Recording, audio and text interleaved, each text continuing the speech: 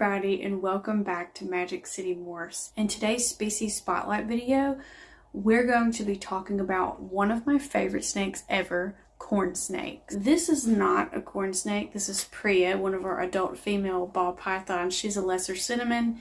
If you don't remember, she gave us our very first clutch of 13 eggs, you guys, if you remember. But I wanted to have a snake out in this video. As you can see, there's some of our boas coming out behind me.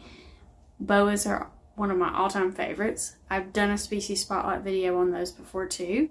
But anyway, let's get into talking about corn snakes. Learn all the information you need to know about this wonderful snake and whether or not it would make the right fit for you and your family. Corn snakes are a species of North American rat snake in the colubrid family.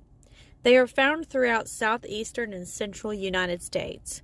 Wild corn snakes are very beneficial to the environment because they help control populations of rodents that damage crops and spread disease.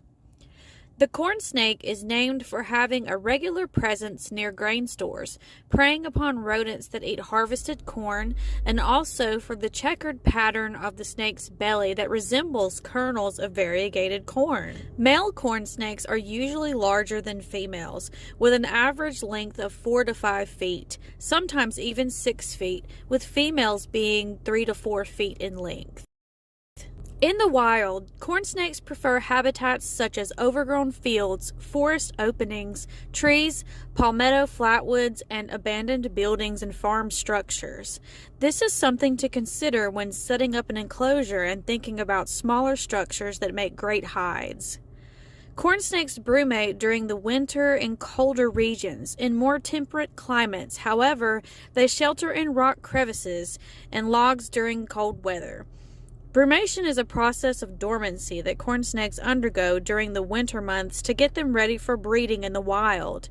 If you would like to breed corn snakes, you need to lower the enclosure temperatures to around 55 degrees for 60 to 75 days.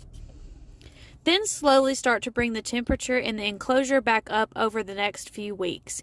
You can learn much more about breeding corn snakes through many great YouTube videos. Corn snakes need to be fed on frozen thawed or live mice of appropriate size every 6 to 7 days. Corn snakes come in many beautiful morphs and are very affordable depending on genetics. They are one of the most popular pet snakes sold in the trade. You will always find a variety of corn snakes at local reptile shows and in most pet stores.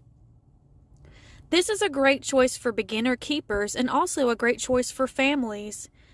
Corn snakes are generally docile and known as low-key snakes. They usually do not mind being held at all once adjusted to their owner. This is a great opportunity to buy one as a hatchling or adopt an older corn snake with a history of being consistently handled.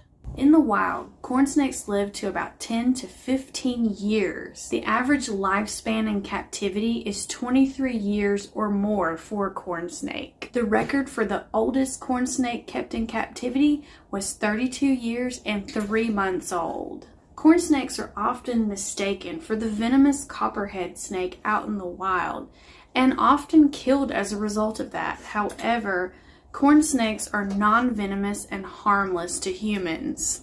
Corn snakes need a temperature-controlled tank with plenty of hiding areas, a water dish, and the right amount of humidity. The temperature on the hot side of the enclosure should be between 80 and 85 degrees. On the cool side of the enclosure, the temperature should be between 75 and 82 degrees. The average humidity for corn snakes ranges between 65 to 75%. Correct humidity levels help prevent dehydration, maintain respiratory health, and aid in shedding for the snake. A lot of times if your humidity is off for any snake, it's going to mess up their shedding process and you're going to end up having to soak the snake. If corn snakes do feel threatened, they may hiss and vibrate their tails, mimicking a rattlesnake.